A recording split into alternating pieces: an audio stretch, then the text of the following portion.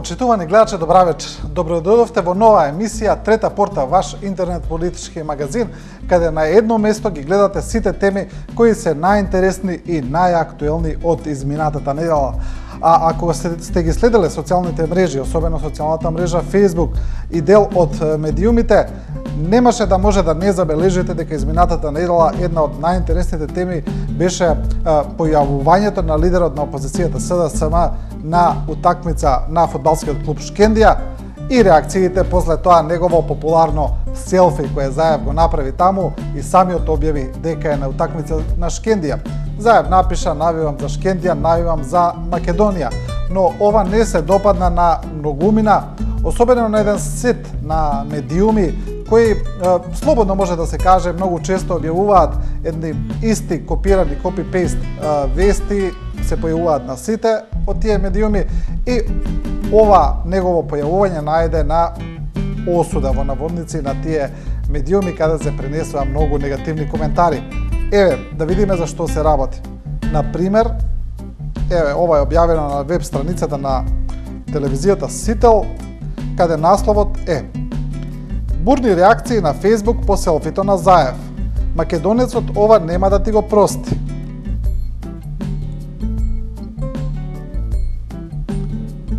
И еве што напиша Зоран Заев: навиваме за Шкендија и за нов успех на Македонија.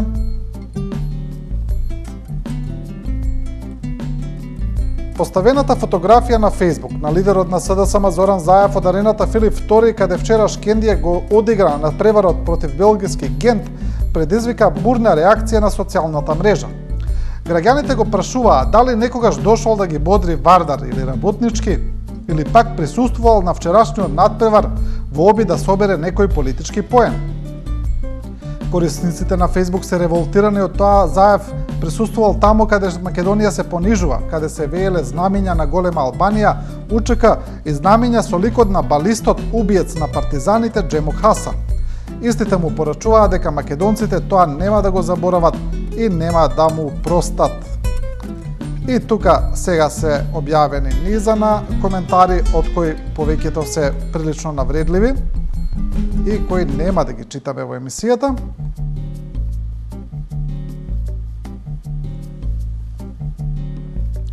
Потоа во истите тие медиуми се објави една приказна дека навивачките групи на комити и на битолски чкембари поставиле транспарентни со кои на Заев му забраниле присуство на нивните надпревари.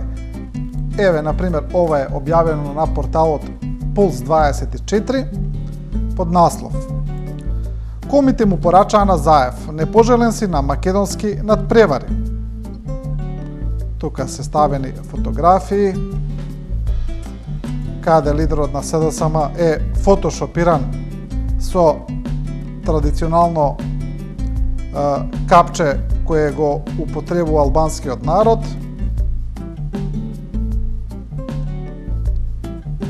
Еве, тоа е тоа. Тоа е таа фотомонтажа.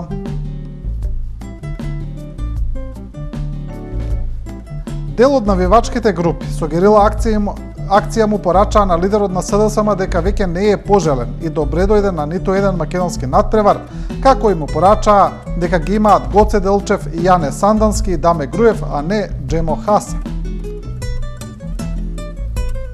Па тука се вели дека чкембарите кажале: дојде да навиваш за Пелистер, да видиме дали ќе си одиш од Тумбе кафе.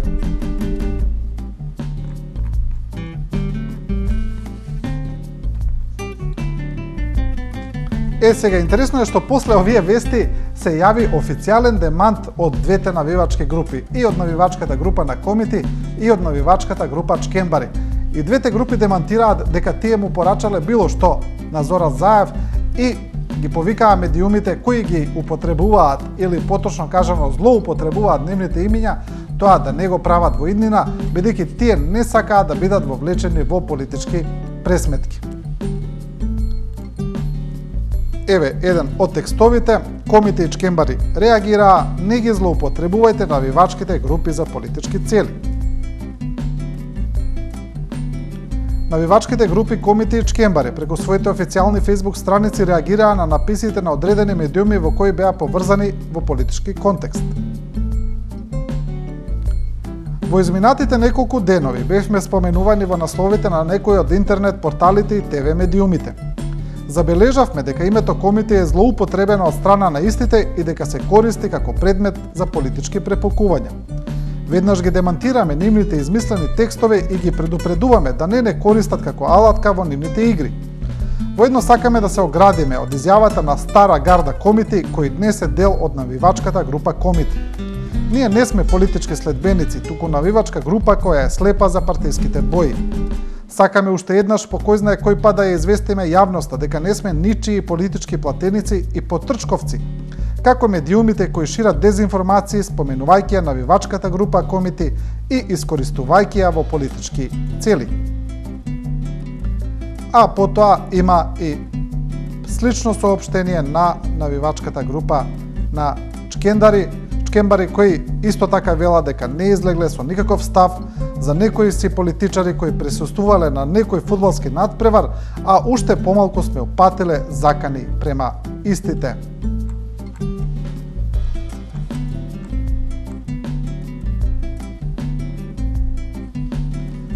Со коментар на потегот на Зоран Заев се јави и поранешниот премиер Љупчо Георгиевски, кој исто така објави на Facebook и кој има прилично интересен став.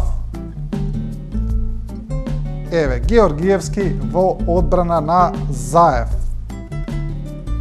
Насловот е: да си македонски патриот треба да навиваш за Партизан и да ја слушаш Цеца? По присуството на Заев на фудбалскиот надпревар на Шкендија, патриотите му одржаа добра лекција на предавникот. Инаку, да си вистински македонски патриот, треба да навиваш за Звезда, Партизан, Цеца, Аца Лукас и да си промотор на шабанарската музика, напиша Георгиевски на неговата официјална Facebook страница.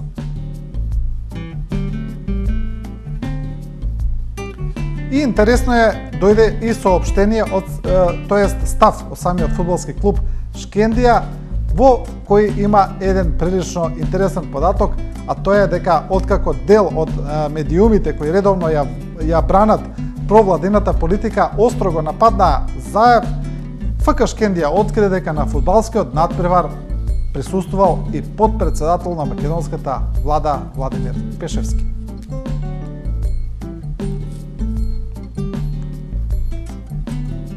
ФК Шкендија. Надпреварот го следеа и Заев и Пешевски. Покани имаше и за Иванов и за Димитриев.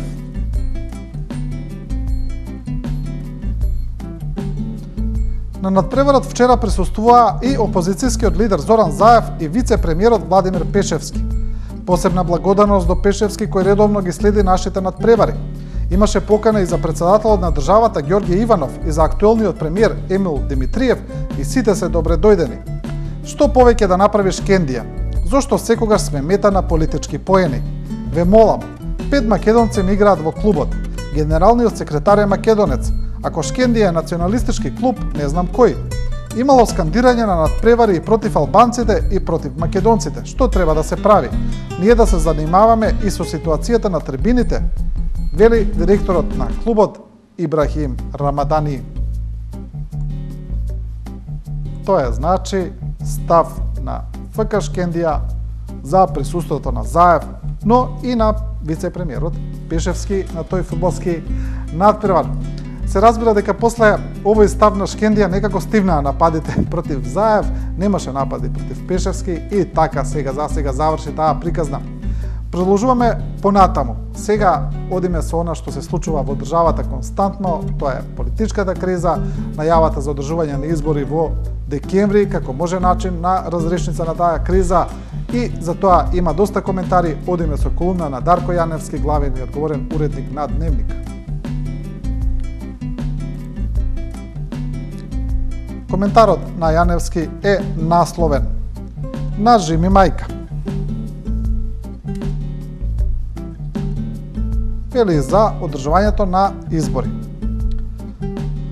Од тука, а ова посебно се однесува на Заев и неговите странски ментори кои потоа трчаат кај Груевски, овој пат треба да се манифестира сериозност. Оти на луѓето веќе им е преку глава од шарлатански изговори, од баци рака муабети кај амбасадори, пошто дури албанците ја газат бесата, и од играње мајтап со нив, што им дава третман на нужно зло, на гадинки за кои во сета гужва некој уште мора да им ја мисли. Додека на друга страна се колне во демократија. Условите за избори се посебна приказна и за нив веројатно секој од граѓаните што макар еднаш бил да гласа е свесен. Јасно му е дали кај нас може да се краде или не на избори, како што му е јасно дека е ставен во улога на пион во една политичка криза поради наводна некредибилност на изборите. Термин измислен од странците со што тие дополнително станаа предмет на мајтапење, какво што не е видено од времето на приказните за Итар Пео и глупавите Мариовци. Тоа е дел од коментарот на Дарко Јаневски. Продолжуваме со колумна на Иван Величковски, председател на Либералната партија, кој исто така пишува за изборите во декември. Неговиот наслов е Патот кон 11 декември. Нахрани кучињата, не бипкај копчињата. Тука Величковски употребува фраза од еден стар виц, мислам дека повеќето гледачи го знаат. А во делот колумната вели: Пржино 1, 2 и 3 покажаа дека преговарањето само заради некаков договор е поштетно и од непостигнувањето договор. Колку и да сум ги згрозувал странските дипломати, секогаш сум инсистирал дека како и секаде на Балканот и во Македонија е подобро да нема договор отколку да се постигне лош договор. Ако проблемот на избирачкиот список беа 20-30.000 гласачи и мнозинството албанци, тоа ќе беше јасно кажано уште на почетокот. Не, проблем се 10 и повеќе пати по толку, но тоа веќе не е тема со административната одлука на Пржино 3 и на Ахмети, чуварот на партискиот поредок кај албанците. Тоа го пишува Иван Величковски. Мирка Велиновска пак вели дека е заблуда дека договорот од Пржино може да излече Македонија од кризата. Во дел од незината колумна тоа е теза, насловот е зошто Пржино нема да не излече од кризата. И еве, жртви сме на заблудата дека кризите, воени и политички, се надминуваат со коктел лекови, какви што се преговори, договори, мировни планови, политички решенија и слични матракуки. Кризата, ако е оригинерна, е соопштение до јавноста дека дошло време за крај на старото и раѓање на новото. Например, дека сонцето од малолетна звезда влегло во фаза на полнолетство со зголемена хормонска неканализирана енергија. Со какви мировни преговори ќе го спречи некој тоа колку и да е специјален или посебен.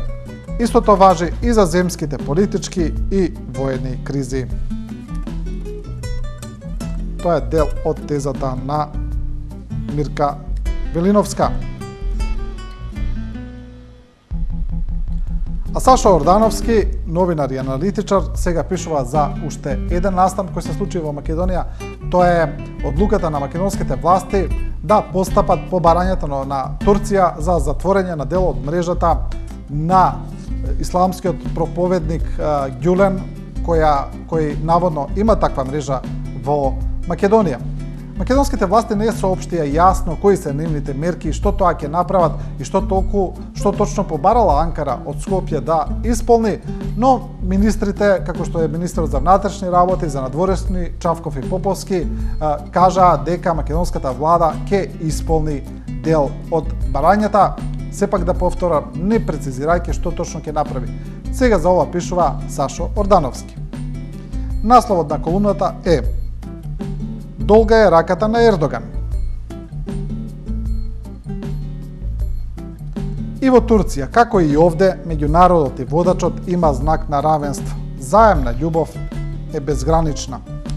Ова евентуално драматично вмешување на Македонија во внатрешната турска политика, за чии мотиви немам сомневање, стои зависноста на фамилијата од регионалните бизнес и политички операции на Ердоган. Иако Поповски тврди дека таквата македонска политика се должи на нашето законодавство и нашите национални интереси, ќе има далекосежни последици за домашната и меѓународна позиција на Македонија. До душа, од владењето на Груевски сите последици не се далекосежни, па уште една таква последица, повеќе или помалку, белки ќе ја преживееме или нема, кој знае.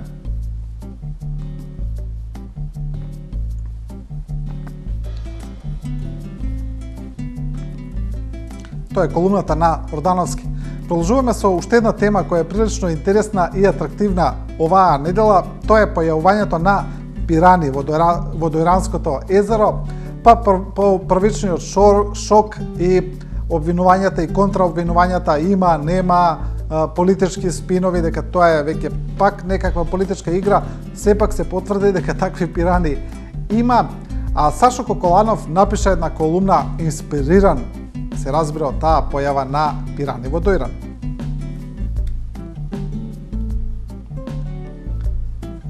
Колумната на Коколанов гласи: пирани и тирани.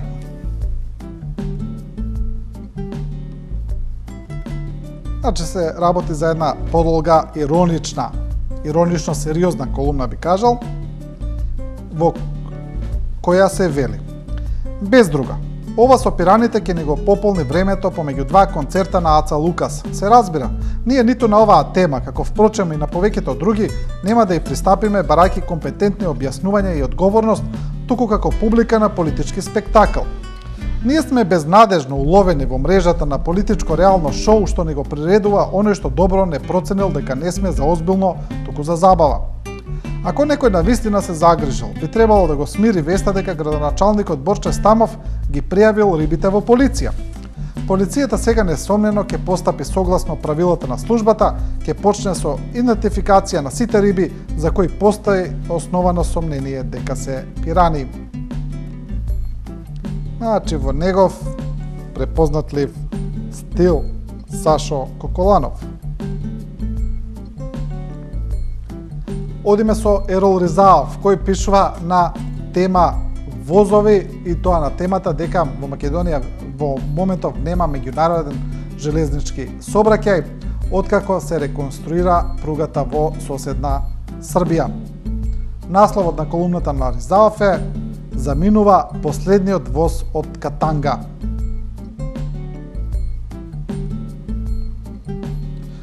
По цели 143 години, откако е изградена пругата во Македонија, кога таа била составен дел на Османлиското царство, престанува меѓународниот патнички железнички сообраќај.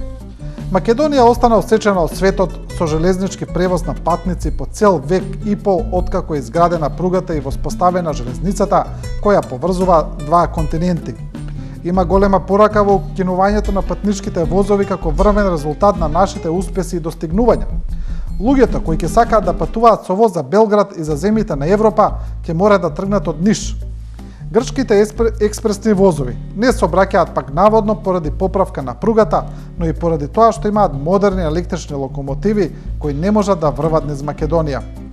Има уште еден куп оправдувања зошто се укинува железничкиот транспорт за патници по коридорот 10, додека се уште не е изграден коридорот 8 од Бугарија преку Македонија за Албанија и Италија. Тоа е дел од колумната на Ерол Ризаов. А секогаш актуелно со својата работа е специјалното јавно обвинителство на Катица Јанева. Тоа во изминатиот период покажа едни засилени знаци на активност, се повикуваат луѓе на распит, многу повеќе, многу почесто отколку пред летниот период. Па околу тоа има доста анализи, доста коментари. Одиме со една колумна на Вуко Мелов која се однесува на работата на специјалното јавно обвинителство.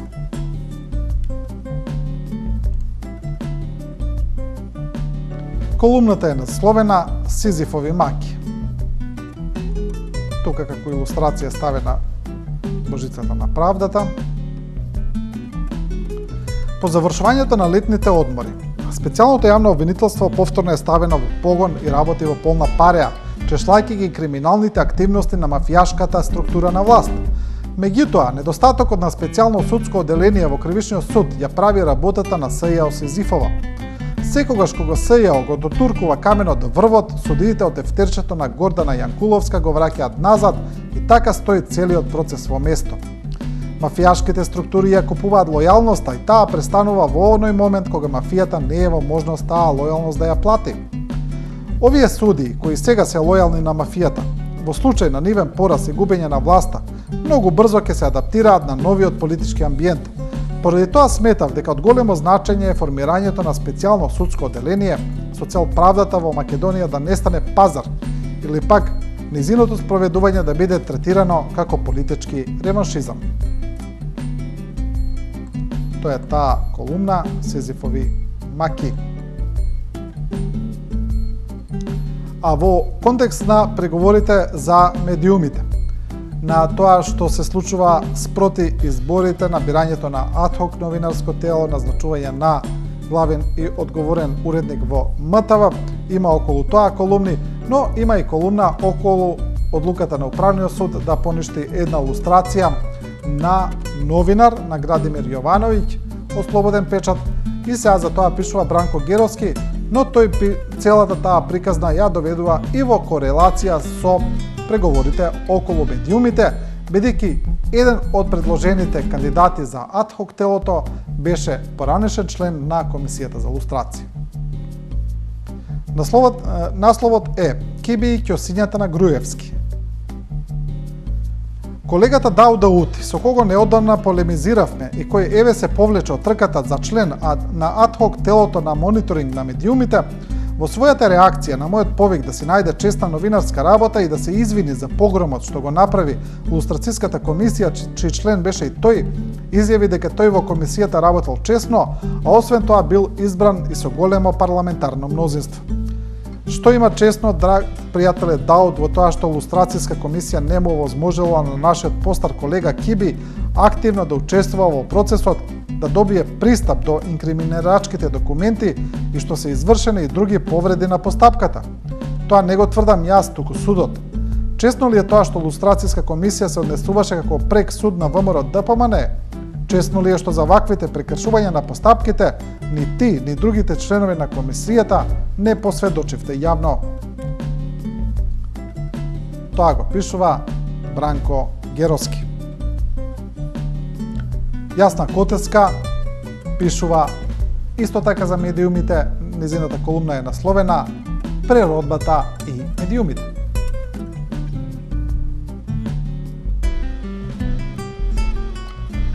Ако имаме предвид дека во април 2016 година Freedom House ја рангираше Република Македонија како единствена медиумска неслободна земја во Европа заедно со Турција, каде во моментов официјално престојува Ѓорги Иванов, тогаш главното прашање за оваа саботна анализа гласи: што е причината за медиумскиот колапс во Македонија?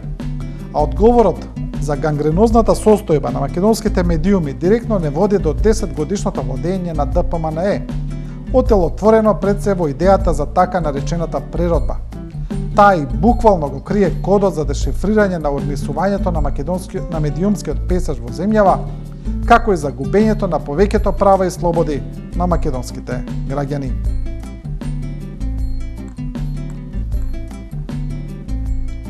Тоа е колумната Преродбата и медиумите.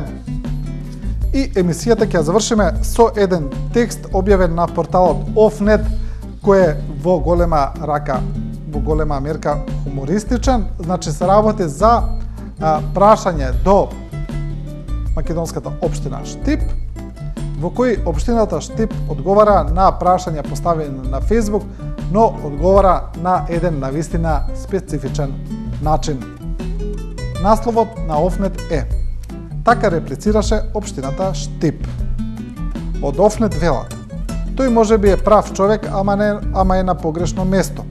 Ако администраторот на страната на општината Штип добие нога заради ова, ќе му дадеме админ пас за нашата Facebook страна, колку да одржува кондиција. Па еве, на прашање. Требаше да се случат многу сообраќајни незгоди и да се оземат човечки животи за да послушате. Општина Штип, Македонија. Стварно, штета. Оти не те послушавме. Бреј, кај сме ние 30 години наназад да те послушаме? На друго, Кога ќе се реши коцката и целата улица по стариот диспанзер, дадено во предизборната кампања на градоначалникот? Одговор. Ако ги земеш ромите од диспанзерот, кај тебе уште утре ќе се асфалтира. Тие луѓе не можат да останат без кров над глава. Прашање. Толку форсирање и презентација на српска култура и музика немало во Штип и во времето на генерал Ковачевиќ. Одговор. Азијски ти го викнеме до година. И така натаму, значи целиот текст може да се прочита на Офнет. И со оваа содржина почитувани ја завршуваме оваа трета порта. Емисијата гледајте во среда во 19 часот и 15 минути со нашето мото дека ние не ви кажуваме како да размислувате, туку ви ја прикажуваме големата слика. Останете и со програмата на 24 вести.